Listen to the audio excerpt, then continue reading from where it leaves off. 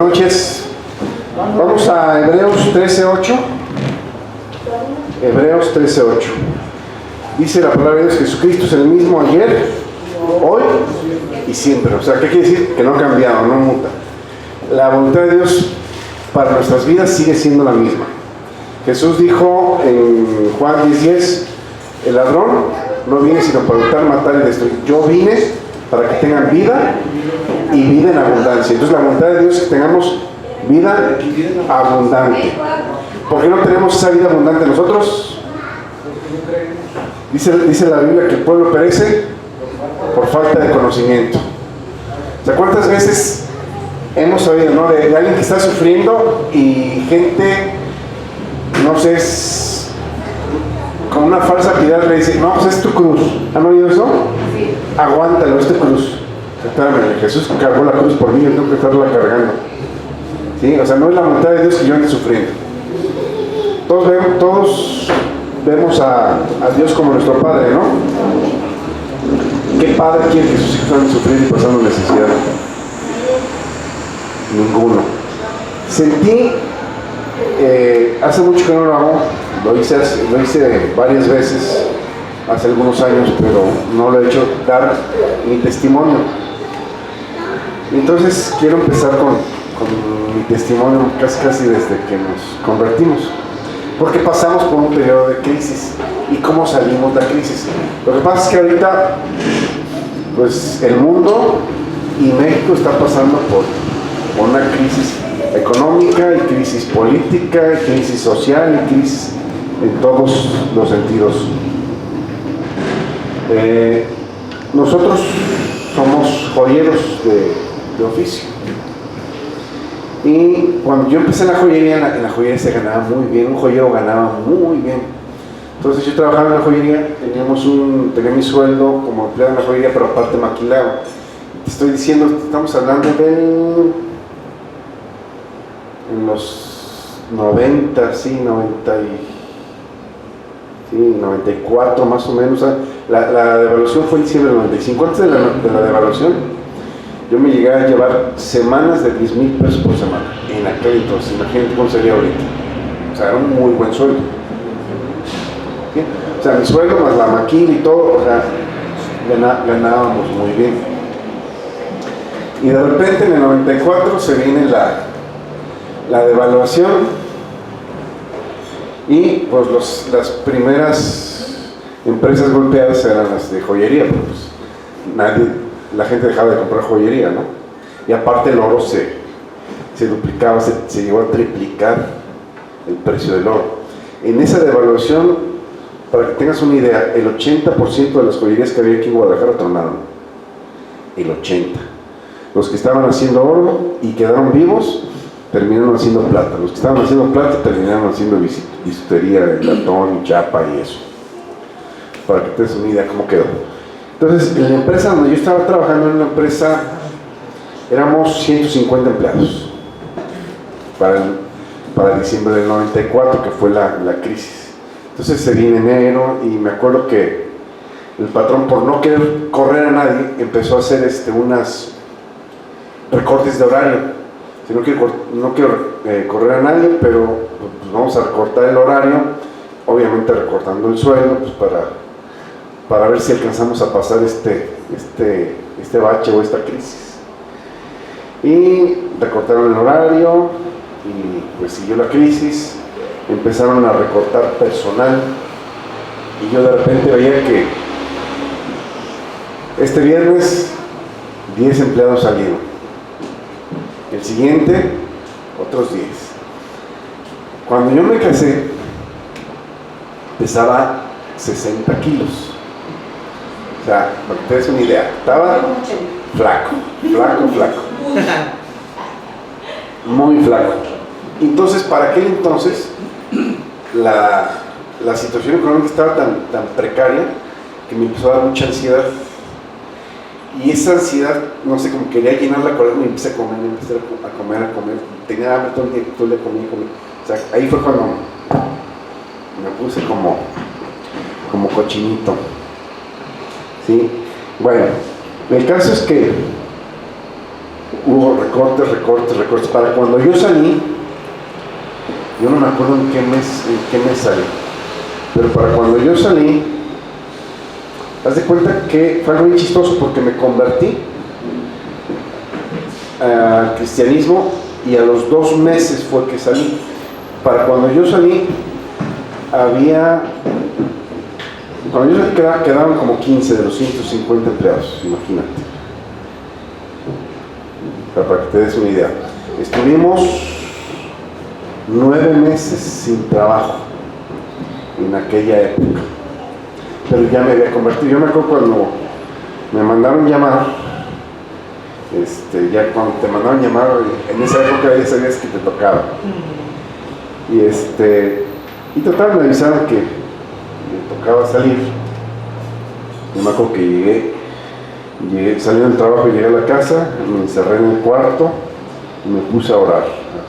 Me acababa de convertir, tenía como 2 meses. Y le dije a Dios, Dios mío, pues yo no sé cuáles son tus planes, yo no sé qué está pasando, pero, están prendidos los 2. Pero le dije a Dios, confío en ti. Yo sé que tú vas a tener cuidado de mí. De hecho, hay un versículo que nos hemos agarrado muchos años de él y lo sigo predicando, que es el de Mateo 6:33, que dice: busca primeramente el reino de Dios y su justicia, y todo lo que tú necesites será añadido. O sea, no dice que tú tienes que ir a buscar tus necesidades, sino que dice que tú busques al Dios que suple tus necesidades y tus necesidades serán suplidas. Cuando tú busques a Dios, Dios se encarga de tu vida. Así de sencillo. Y pues, imagínate, sin dinero, tuvimos 9 meses sin trabajo, se pagaron todas las cuentas. Por aquella época tenía yo un vehículo, teníamos un Volkswagen. Mi esposa tuvo un accidente, chocaron el carro. Yo de repente dije, Dios mío, ¿cómo voy a hacer para pagarle al otro? Era un Jetta, no sé si era del año en aquel entonces, sí, era del año. Total, llevamos el carro con un conocido que era la minera en aquel entonces. Un conocido de un amigo me dijo, no, pues acá.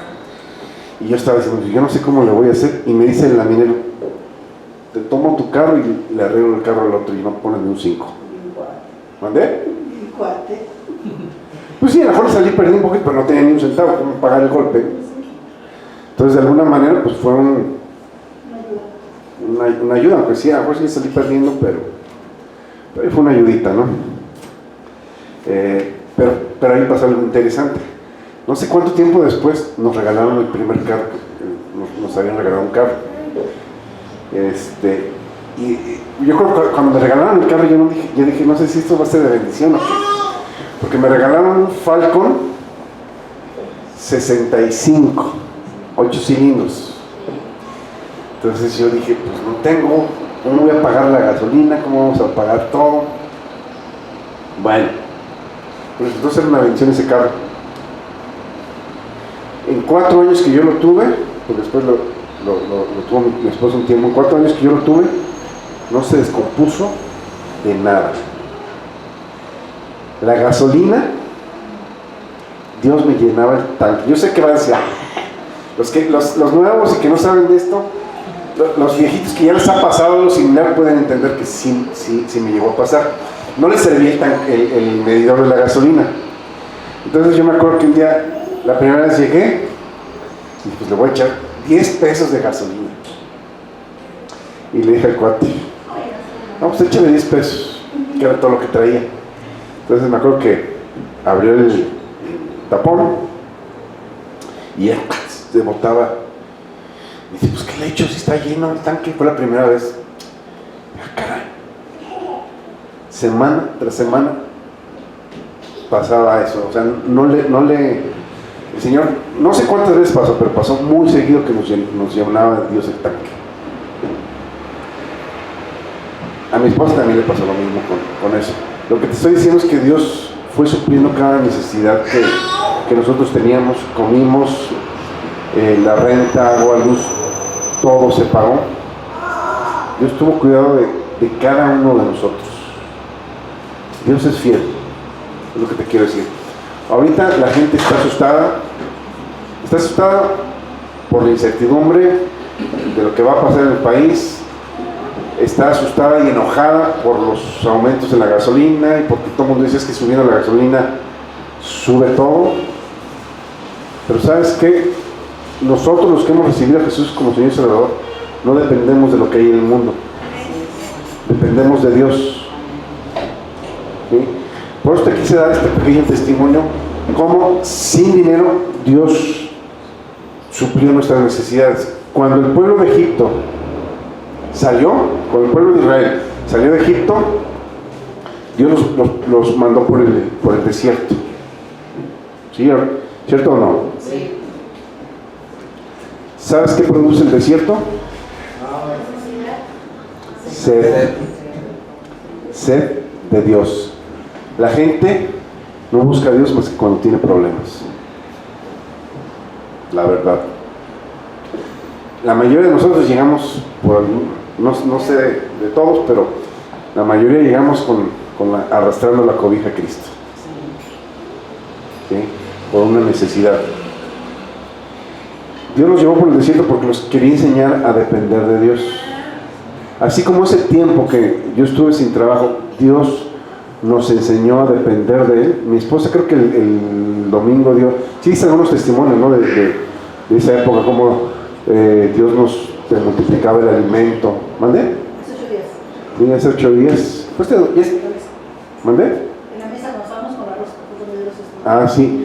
¿Cómo Dios multiplicó los alimentos que tenemos pocos y Dios los hizo rendir? O llegaba exactamente lo que necesitábamos. Fíjate lo que estoy diciendo. Llegaba lo que necesitábamos. Dios suple tus necesidades. Filipenses 4, ¿qué es? 19. Sí. Y Dios pues suplirá todo lo que te haga falta de acuerdo a lo que hay en el mundo. No, ¿verdad? De acuerdo a sus riquezas en gloria en Cristo Jesús. Entonces Dios va a suplir cada necesidad que tú tengas de acuerdo a las riquezas de Dios. ¿Sí? Dice dice un salmo: no he visto justo desamparado ni su simiente que mendigue pan. O sea, Dios no quiere que andemos mendigando. Dios no quiere que pasemos necesidad. Jesús dijo: yo vine para que tengan vida y vida en abundancia. ¿Sí? Vamos a Jeremías 17, 7 y 8.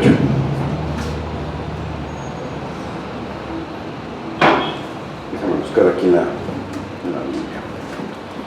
Jeremías 17, 7 y 8. Bendito el varón que confía en el Señor y cuya confianza es el Señor, porque será como el árbol plantado junto a las aguas, que junto a la corriente echará sus raíces y no verá cuando viene el calor, sino que su hoja estará verde, y en el año de sequía no se fatigará ni dejará de dar fruto. Fíjate lo que dice. Está comparando a la persona que tiene su confianza puesta en Dios como a un árbol que está plantado junto a las corrientes de agua. ¿Cómo es un árbol junto a corrientes de agua? Frondoso. Ese árbol da fruto cada cuando, todo el año, ¿verdad? Y fíjate lo que dice, no verá cuando venga el calor y en tiempo de sequía. ¿Qué significa tiempo de sequía? Escasez, crisis, tiempos de crisis. Fíjate lo que está diciendo ahí la palabra, que aquellas personas que confían en el Señor no van a ser afectados por las crisis que sufre el mundo. El mundo está pasando crisis. Nosotros no tenemos que pasar la crisis juntamente con ellos. Porque tenemos a diferencia de los de afuera, nosotros tenemos un Dios vivo, que escucha. Juan dijo: sabemos que Dios nos escucha. Y si sabemos que Dios nos escucha, sabemos que tenemos las peticiones que le hayamos hecho. ¿Sí? Dios está vivo, Dios te escucha. Es más, dice la Biblia que la oración del justo es su gozo. O sea, que Él se goza cuando tú le pides. cuando estás en comunión con Él. Y Él se goza dándote. Dice, Jesús les decía a sus discípulos, hasta ahora nada han pedido, pidan para que su gozo sea completo. Pidan. ¿Cuál es la regla de oro? Pide, busca y llama. Pide, busca y llama. Pide y recibirás. Llama y se te abrirá. Busca y encontrarás. O sea, no te está diciendo pide y a lo mejor si agarras a Dios de buenas te va a dar. No, Dios no cambia de ánimo como nosotros. No es como nosotros, no depende de su estado de ánimo. Muchos de nosotros dependemos de nuestro estado de ánimo para hacer o no hacer. Dios no es así. ¿Qué cita es esa, pastor? Está creo que en Mateo 7:7. Creo que es Mateo 7:7, déjame ver. ¿Sí? Pide, busca y llama, ¿verdad? Pide y se te dará, busca y hallarás, llama y se te abrirá. O sea, está asegurando que si pides, recibirás. Sí. Abusado con lo que pides. Abusado con lo que pides y abusado con lo que hablas. Dice en Marcos 11:23 que si le dijeras a este monte, quítate y échate el mar, y no dudes en tu corazón, todo lo que digas creyendo, lo recibirás. Fíjate lo que está diciendo, todo lo que digas creyendo, lo recibirás. ¿Qué dice la gente? No tengo dinero. No va a tener. ¿No va a tener?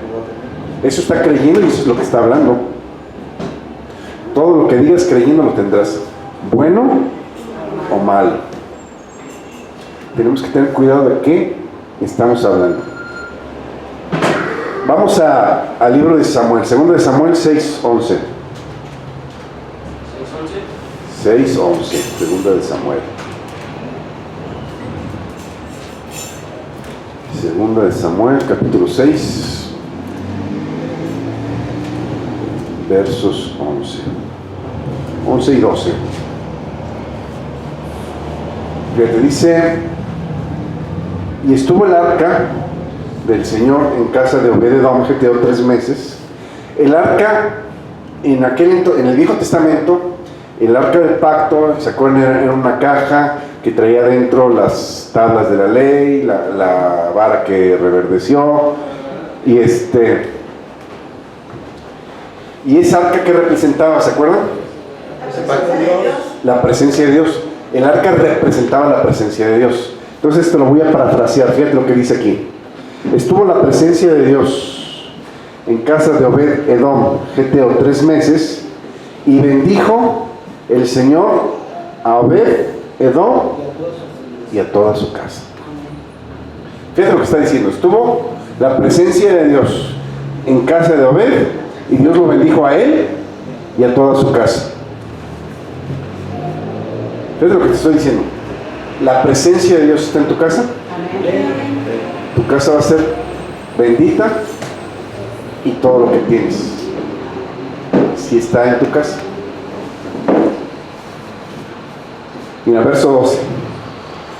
Fue dado aviso al rey David diciendo: el Señor ha bendecido la casa de Obed-Edom y todo lo que tiene a causa del arca de Dios. Entonces David fue y llevó con alegría el arca de Dios de la casa de Obed-Edom a la ciudad de David. O sea, dijo: de menos lo dejamos ahí, no está bendiciendo un hombre, mejor que se quede en el templo y que bendiga a todo aquel que se acerque a él. Que ese es lo que quiere hacer Dios con nosotros. ¿Sí? Hay una cita, la hemos leído mucho aquí en Deuteronomio 8:18.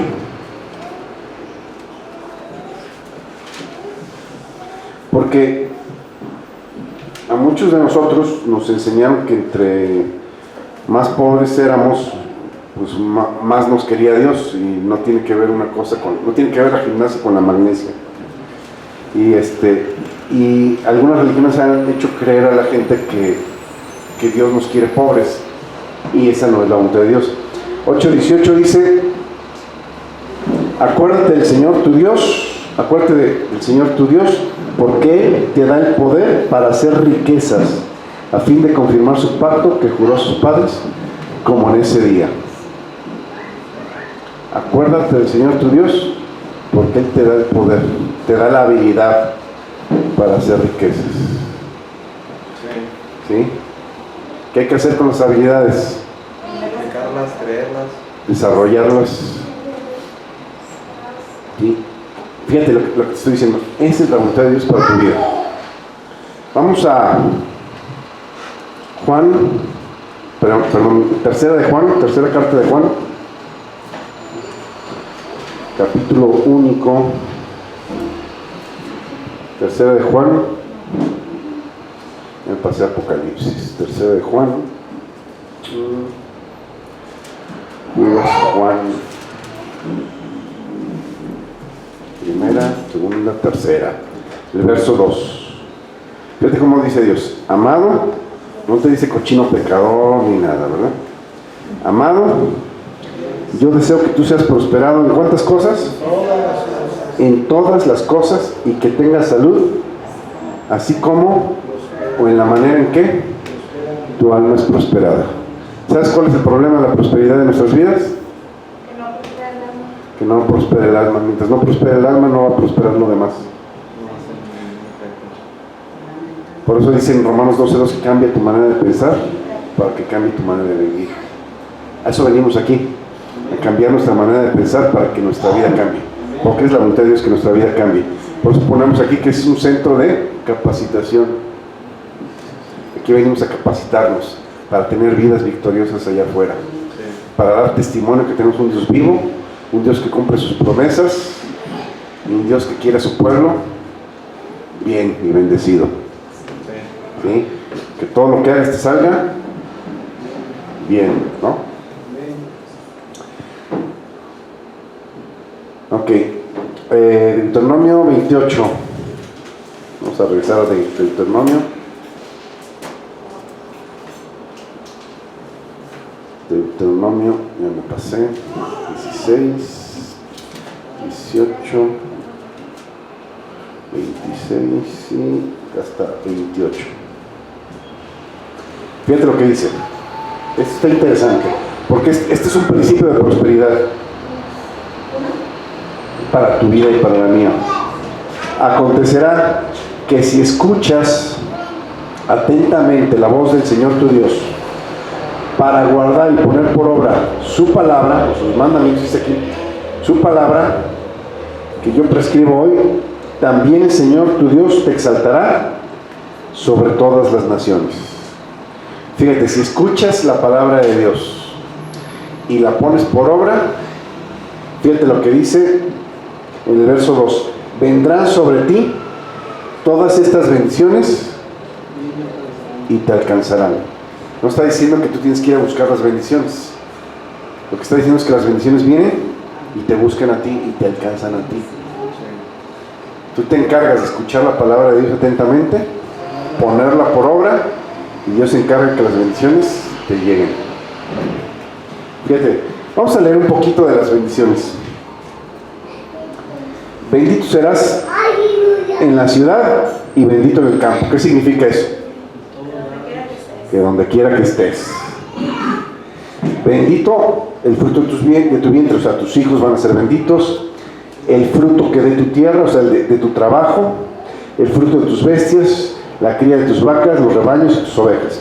Bueno, hoy en día nuestras fuentes ya son diferentes, ya no tenemos animales, pero lo que está diciendo es que tu fuente de trabajo va a ser multiplicada abundantemente. ¿Sí? Va a ser bendito. La gente se saca, ¡ay, qué suerte tienes! No, no es suerte. La suerte no existe.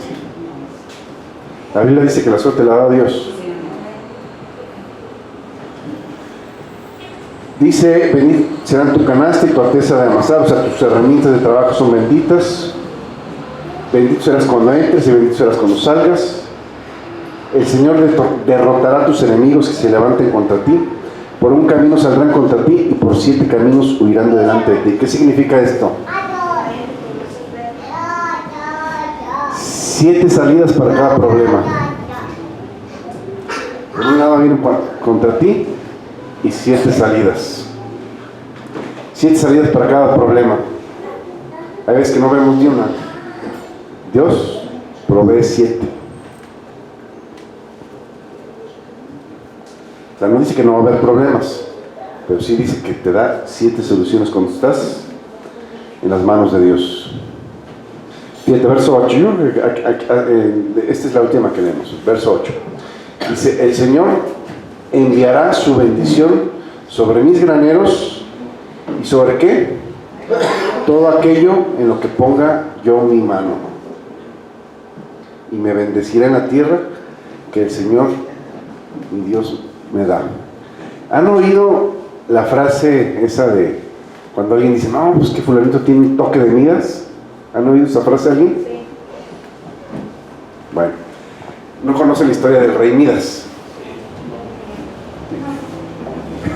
Bueno, está unos así, otros así. Bueno, para los que hacen así, pues, es un cuento, es una historia. El rey Midas pide un deseo. Era tan ambicioso que su deseo era que todo lo que él tocara se convirtiera en oro. Entonces todo lo que tocaba el rey Midas se convertía en oro, literalmente, en el cuento, obviamente. Pero ¿qué pasaba a la hora de comer? Agarrar una manzana y se convertía en oro. Y se murió de hambre. Esa es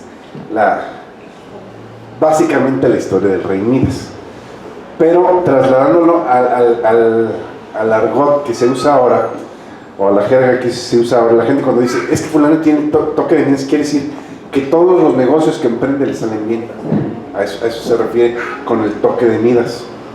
De hecho hay un libro que hizo Trump que se llama El toque de Midas. ¿Sí? Entonces cuando tienes la bendición de Dios sobre ti, no importa qué negocios, no importa que te pongas a vender, si te pones a vender frijoles, chicles o lo que sea, lo que te pongas a vender, cuando tienes la bendición de Dios sobre ti, todo te saldrá bien.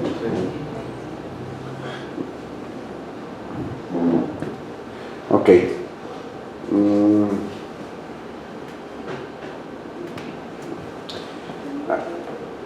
Hay una cita en Jeremías 29:11. Jeremías 29:11. Vamos allá. Jeremías 29. Me gusta mucho esta cita. De hecho no la traía aquí, pero me gusta. Hay que leerla. 29:11. Ok, con esta cita terminamos. Yo creo que con esta va a ser más que suficiente. 29:11.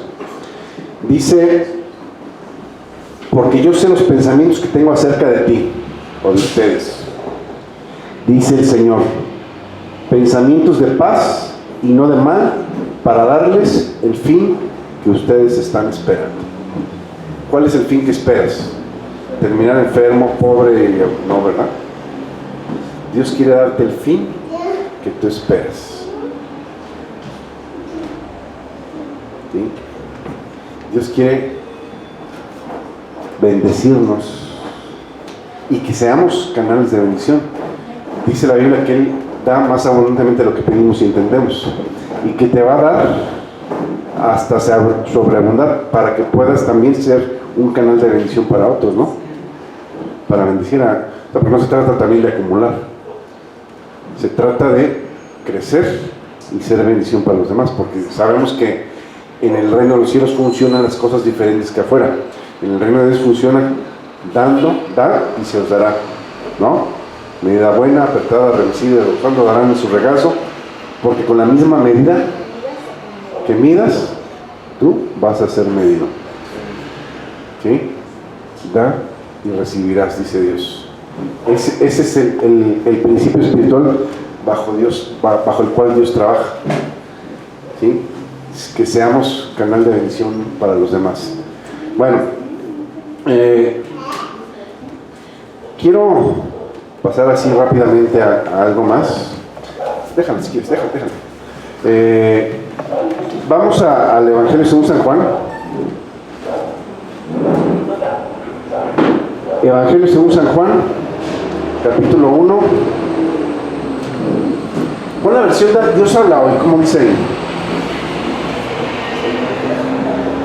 San Juan 1, 11 y 12. ¿La puedo meter un poquito?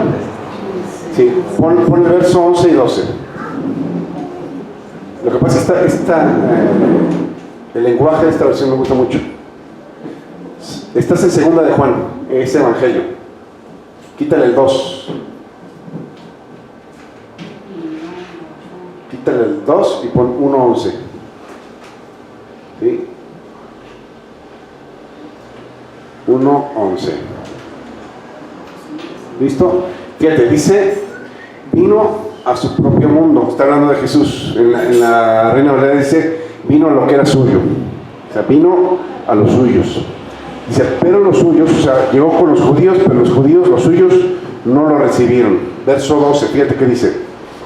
Pero quienes lo recibieron y creyeron en él, les concedió el privilegio de llegar a ser hijos de Dios. Esto está bien interesante porque a nosotros nos enseñaron, de donde venimos, que todos somos hijos de Dios. Y ahí dice que a los que le recibieron, les da el derecho de convertirse en hijos de Dios. Entonces, para ser hijos de Dios necesitamos recibir a Jesús. Vete a Juan 3:16. Juan 3:16. Dice, pues Dios te amó tanto, o amó tanto el mundo, pero ahí te tienes que incluir tú, porque tú estabas en el mundo, ¿no? O estás en el mundo. Pues Dios amó tanto al mundo que dio a su Hijo único para que todo aquel que en él cree no muera, sino que tenga vida eterna. Todo aquel que en él cree no muere y tiene vida eterna. En la otra dice, para que todo aquel que en él cree no perezca, sino que tenga vida eterna. Entonces, ¿cómo recibimos la vida eterna? Creyendo en Jesús. Vete a Romanos 10, 9 y 10, ¿no? Romanos 10, 9 y 10. Dice en el verso 9, si con tu boca reconoces a Jesús como Señor y con tu corazón crees que Dios lo resucitó, alcanzarás la salvación. ¿Cómo vamos a alcanzar la salvación? Reconociendo, confesando a Jesús como Señor y Salvador. Verso 10 dice, porque con el corazón se cree para alcanzar justicia y con la boca se reconoce a Jesucristo para alcanzar la salvación. Entonces, básicamente es hacer una oración donde reconocemos a Jesús como Señor y Salvador. Yo les digo que es una oración en la que nos ponemos a cuentas con Dios. Entonces, quiero pedirles que hagamos esa oración para ponernos a cuentas con Dios. ¿Les gustaría? No te compromete a nada, a absolutamente nada. Las oraciones son palabras que se lleva el viento, a menos que las hagas con tu corazón. Entonces te voy a pedir que esta oración la repitas conmigo con todo tu corazón. Cierra tus ojos para que no te distraigas y con todo tu corazón repite después de mí. Señor Jesús, reconozco que te he fallado. Reconozco que tú moriste en la cruz en mi lugar y que resucitaste el tercer día. Y en este día me arrepiento de todos mis pecados y te acepto, Señor Jesús, como mi Señor y mi único Salvador. Señor Jesús, entra en mi corazón. Amén. Bueno, gloria a Dios. Bienvenidos los que llegaron por primera vez.